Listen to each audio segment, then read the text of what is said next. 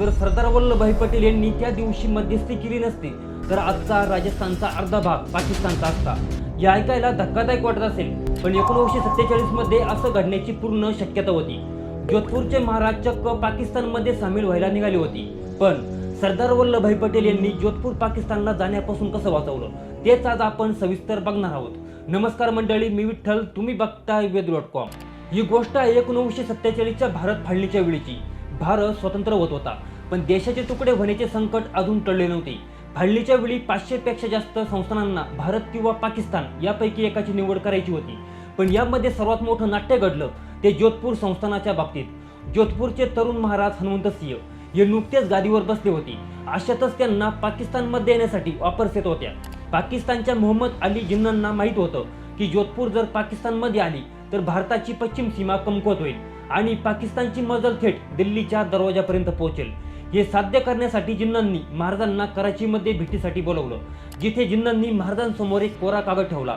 ते म्हणाले, महाराज, तुमच्या मनात ज्या काही अटी असतील त्या या कागदावर लिहा, पाकिस्तान त्या सर्व अटी डोळे झाकून मान्य करेल। जिन्नांनी महाराजांना कराची बंदर वापरण्याची परवानगी दिली, स्वस्त दरात धान्य पुरवठा आणि शस्त्रास्त्राच्या आयातीचे पूर्ण स्वातंत्र्य देण्याचे आश्वासन दिलं।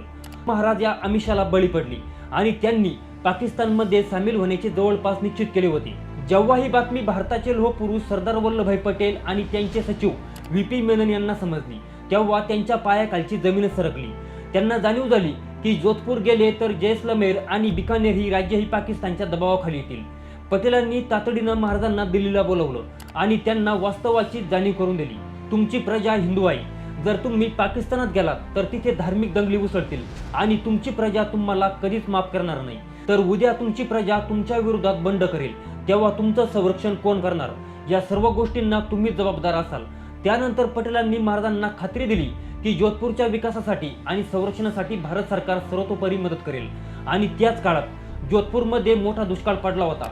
पटेलांनी महाराजांना आश्वासन दिलं की जर तुम्ही भारतात सामील झाला तर भारतीय रेल्वे तातडीने जोधपूरला धान्य पुरवठा करेल, तसेच जोधपूरला कच्च्या रणातून मिठाचा व्यापार करण्यासाठी विशेष सवलत दिली जाईल।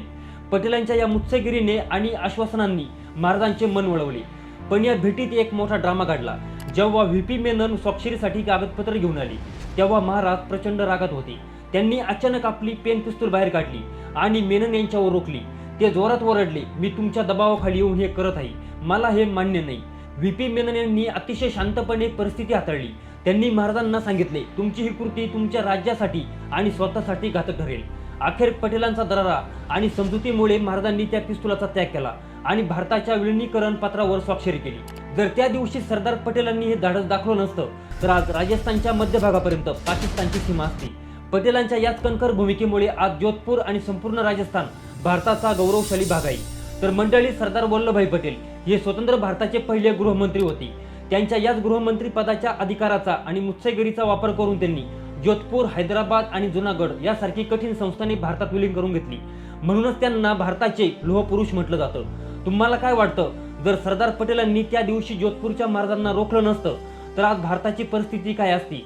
तुमचं उत्तर कमेंटमध्ये नक्की सांगा आणि अशाच नवनवीन माहितीसाठी आपल्या वेद.com ला सबस्क्राईब करायला मात्र विसरू नका।